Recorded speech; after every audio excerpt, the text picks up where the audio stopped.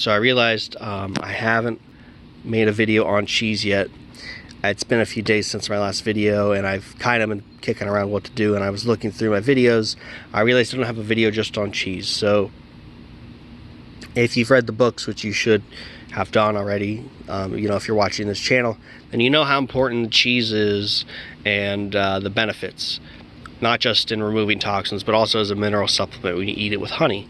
So basically what you want to look for with cheese is that it's, you know, preferably 100% grass-fed, that it's coming from a healthy cow, and it's not heated above 102.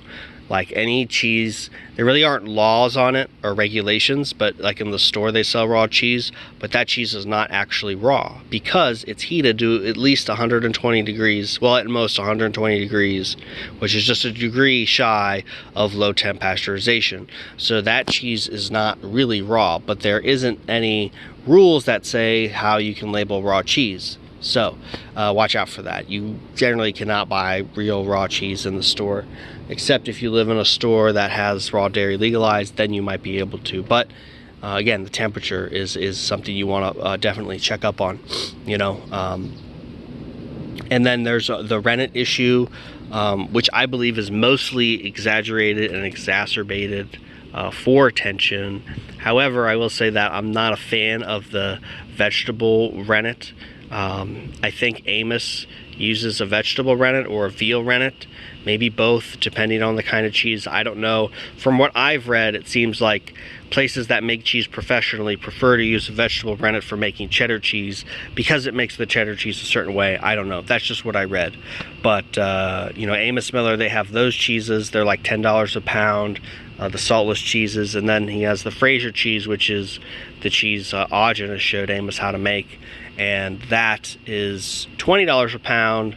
And then you have to pay the Amos and Miller signatory shipping and handling charges, which are usually pretty ridiculous. And honestly, I've heard some people complain about the quality of his cheese recently, and Amos didn't really care. He just kind of said, well, God made the whey and the curds separate and ferment that way, and we made the cheese like that, and that's the way it is. And you know, God bless him, he doesn't really have to change what he's doing. People are always going to give him, you know, money for all this stuff because it's mostly, it's all pretty premium top shelf stuff, let's be honest here. So but you know, that's just an issue sometimes I've heard people have. Of course, a lot of good experience. I'm not knocking Amos, you know, if you can order from Amos, if you want to order from Amos, you know, it's a good thing to do, but that's just the one issue I've heard of happening. So, you know, you have those options. I have a cheese guy out of Pennsylvania. He's just starting out. He's been in business a year. He uses it's a veal rennet, okay, kind of like I think Amos uses too. And, you know, it's got some ingredients in it that aren't ideal, but here's the thing about that. Of course, it's always going to be better to make your own cheese, no temperature, no nothing, right? I'm not saying that's the best, but it can be kind of a laborious process. Some people may not enjoy making it. Some people can't get enough milk to make their cheese. So there's all kinds of variables that can make sense for you to buy a cheese. Now, so for my cheese I get, I know it works because I know it works for me. And the people that I've introduced it to, everybody likes it. They haven't had a problem. I know someone who was getting cheese from Dutch Meadows. They heat to 110. And this fellow, he was not getting relief from the cheese. He still had his nausea. He still had his indigestion. I hooked him up with my cheese. Bam. No more nausea or indigestion. You know, when I get that nausea or indigestion, usually when I wake up in the morning or the middle of the night, sometimes throughout the day, I'll eat some cheese and it'll reduce it or make it go away, depending on how bad it is. Sometimes I need to eat a little bit more cheese. But, you know, once I do that, once I get enough cheese in me that I need, it goes away in 5-10 minutes, maybe 15 minutes. It's gone. So, and I've noticed in my eyes, I've noticed I can actually kind of see the layers of toxicity around my gut. And it's kind of breaking up along the edges. I see a little bit more green around the outer areas of my iris. I'm waiting to get my new iris pictures. My photography friend gets back in town. But yeah, so I see the changes and I feel the benefits of the cheese. So I know it's working. And the thing about the rennet is, you know, like if you think about how cooked meat will release all the bonds and the toxins, of course, yes, you know this. So raw meat doesn't do that, right? It's the same with the cheese. When you're making this cheese with the rennet or any rennet, you're only using 5 to 8 grams of rennet per 5 liters of cheese, okay? So when you think about that, that's almost 2 gallons of milk. And that's what, a tablespoon, 2 tablespoons of rennet spread out over all that cheese. Now, I don't know, I mean, that, to me, I would compare that to like, you go outside, you live in the city, you go outside for a whole day. How many toxins are you inhaling in the city in a whole day, or just around your house? It's probably a very similar amount to anything that would be in the amount of cheese you ate in a day, right? At least by my estimation. And like I said, the cheese is dried, you're not digesting it, it's only pulling toxins. So you're not going to absorb that rennet if you're eating the cheese dry. However, if you're going to eat the cheese with honey, then you might run into, okay, well, I don't know. It may a little bit, it may not, because it's not been heated. The bonds are still intact.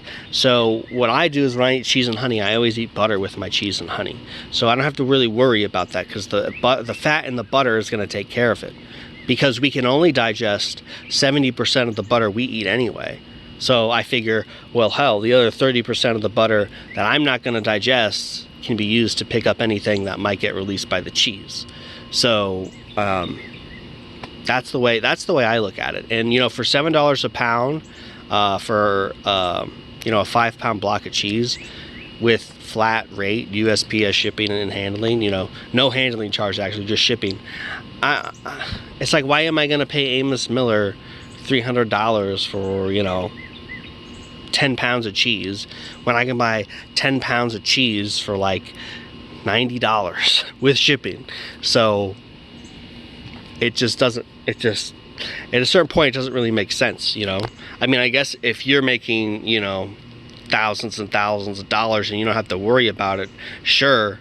But, then you might run into quality control issues from Amos in some cases. Because he just has such a big operation. He has the business. He doesn't really need to. He can just say stuff like that. Like, oh, well, God made the whey and the curd separate this way. And that's how we made our cheese. And that's the way it is. And then that's it. So, that's just what I've heard from people. My cheese guy, he's a smaller operation. He's very on top of things. And ideally, maybe one day, if we get enough customers for him, we can kind of say, hey, we all want to buy cheese without rennet and without heat.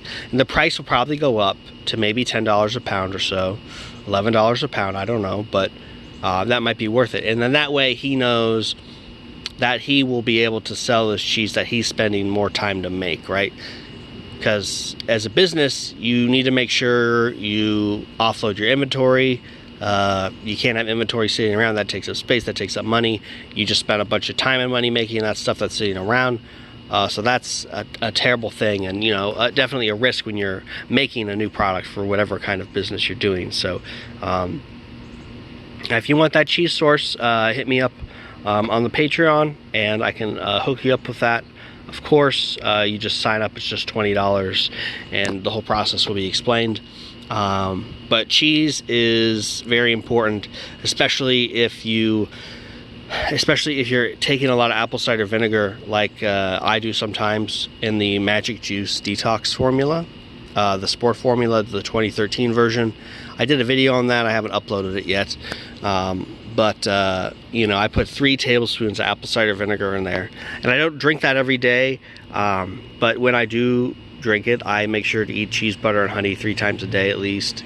It's most effective to eat cheese and honey 20 to 30 minutes after a meat meal, but you can do it any time of the day, obviously. It's just more effective that way, according to Ogenus. And another way to get some good cheese in your diet easily is, if you don't want to have to go back and eat more, is you can put the cheese in your milkshakes. Like if you make a fruit milkshake or just a regular milkshake, you can put some cheese in there and blend it up with the honey. I I don't know if I misremember this, but I feel like Audronus has said, well, I know Audronus has said that when you're eating cheese, okay, and you want it to digest, you have to eat it with the honey. If you're eating cheese with something like a milkshake and they're not together, combined, then the fat molecules are already bound to the honey, and the honey isn't going to be used to help digest the cheese. So you're still going to have that cheese pulling toxins, mostly, I think. But if you eat cheese with fruit, even, and not honey, the cheese and fruit will digest the cheese. The hormones, the enzymes in the fruit will help you digest the cheese. So, and maybe not as well as honey, but it will help you digest the cheese a little bit. So, you know, I found a very delicious and convenient way of combining my cheese and honey is to put it in my milkshakes or my fruit milkshakes. That way I don't have to worry about eating it alone. But I do that, you know, at least once, twice a day, 3 times a day, especially if I'm doing the apple cider vinegar stuff. So, and even just eating fruit, because it'll demineralize you, so it'll help protect your teeth for sure. And let's see what else. Well, I've already talked about cheese pooling. It's in another video. Also a very useful thing to do. As you can tell, I'm at work. I've just been trimming some shrubs and slogging some eggs. Just throw them all back here and make videos. So, I can't think of anything else. You know, cheese is obviously really important. It's especially important if you don't have that fat on your gut yet. You're going to really need cheese if you don't have the fat on your gut, because you're going to get some real serious, like, keeling over, stabbing type pains if you're on the diet 100% and you don't have the fat yet. So, I know because I've been there, and I've heard other people describe this as well. I've also seen in my irises the toxicity layers breaking down from the cheese. And of course the baths I've been doing, I don't know if the baths I've been doing have been hot enough recently, or I've been getting hot enough, simply because of the nature of my tub and just the nature of it all. But I notice I'm getting more green around my irises. I'm waiting on my friend to get back. He's a photographer. He has the cameras that can provide me high quality iris pictures, so I'm looking forward to that. But I know the cheese is working because it relieves my indigestion and nausea. I can also see in my irises, especially around the center, the brown spots are really kind of breaking up, and I can see how it's breaking up. It's very interesting. You'd hear Audronus talk about layers of toxicity, and I never really used to be able to see it. But now that I've got some breakthrough, so to speak, I can actually see what he was talking about now. So I don't know how many layers, but I just know that there are layers. So cheese is important. If you can get it. Whatever you can get, obviously. Again, I'm cautious about the vegetable rennet, but if you had to do that, then you know it might be worth it. It's worth trying at least to see if it works for you. But I can't really speak to, you know, how good that is. Even with the veal rennet, it's not the best, but it's definitely, most definitely sufficient, and you are going to get results from it.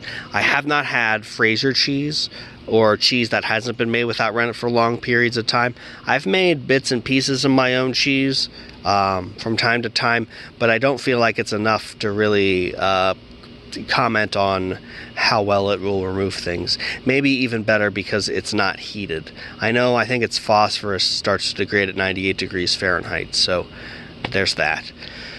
So like I said, if you're in the USA and you're interested in a cheese source, hit me up on Patreon. I can get you that information. It's very affordable, and if we get enough people, then he can start making cheese without rennet, I think. So that would be like the next step. He can also provide you things like cream and butter as well at pretty decent prices. So make sure you're eating your cheese.